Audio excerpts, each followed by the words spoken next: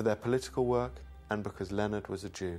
They knew they were on Hitler's blacklist. They had made, actually, very practical suicide plans in case of an invasion. She was extremely despairing about her final book, Between the Acts, and felt that she'd lost her talent. She felt useless in wartime. She felt that the role of the writer, the novelist, was something that seemed to have no point anymore. They were constantly, when the war started, being bombed and strafed by German planes. And the normality of being constantly under attack, the kind of stress, the kind of tension and horror that happened from this war day in and day out was an enormous, I think, part of her final decision to commit suicide. She wasn't sleeping and she wasn't eating and she was beginning to border on hallucination. And I think she took a courageous, even a rational decision to end her life because she felt that she was going into a dark place and there might be no return from it. She thought, well, I'm losing my wits. I can't keep it up and I shall be a burden on Leonard. I can't go on, I can't pull myself together. And she drowned herself. And I think it was a brave thing to do. It was an extraordinarily cruel, self-inflicted death because she could swim very well, and the instinct of a person drowning must be to save themselves. She was wearing a heavy overcoat and put a stone in the pocket, but all the same she forced herself to die in the cold water of the river. One of the most gallant, in a way, actions of our whole life. There's been an enormous and wonderful industry of editing her posthumous work, putting the essays and the letters and the diaries into marvellous editions. And this has meant that we see her as a much more muscular, prolific, energetic, strong, big writer than I think she was thought of at the time. We've looked for a long time admiringly at her novels because they were experimental and they uncovered new methods and ways of doing things. But I think it's possible that in the long run it may be that her diaries and her letters are what we most value. They have a texture to them, a richness of observation. What sort of diary should I like mine to be?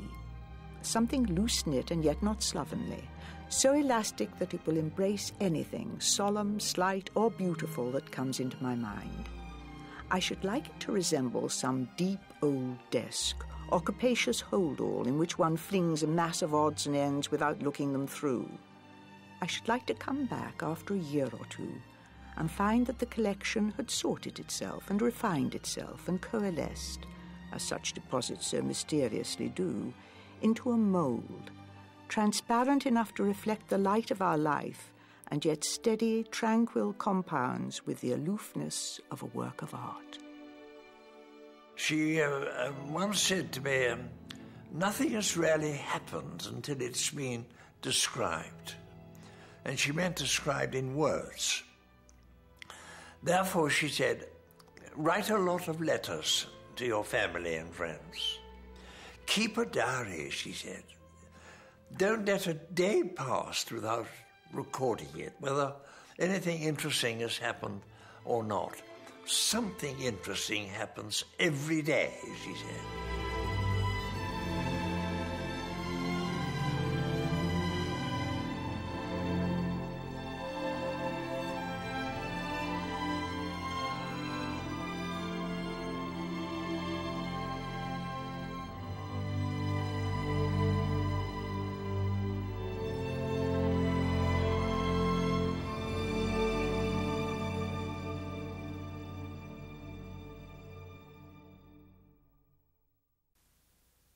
Your aunt's a very lucky woman, Angelica, because she has two lives. She has the life she's leading, also the books she's writing.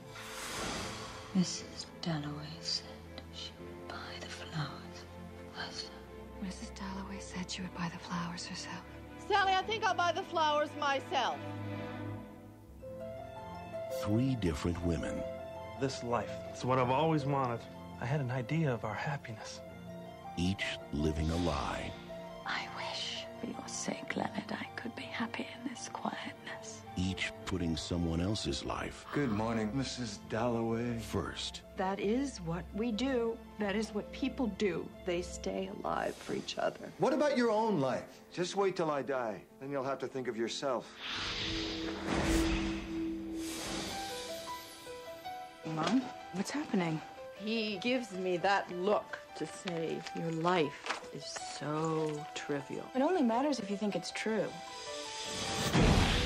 My life has been stolen from me. Virginia, you have an obligation to your own sanity. I am attended by doctors everywhere. I am attended by doctors who inform me of my own interests.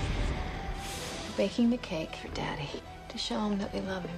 Otherwise, he won't know we love him. That's right. I don't know what's happening. I seem to be unraveling. Come to bed, Laura Brown. I remember one morning getting up at dawn. There was such a sense of possibility. And I remember thinking to myself, this is the beginning of happiness. I have lost those feelings forever. Mommy, I love you. Don't worry, honey. Everything's fine. You're my guy. To look life in the face. To know it for what it is. To love it for what it is. It is the right of every human being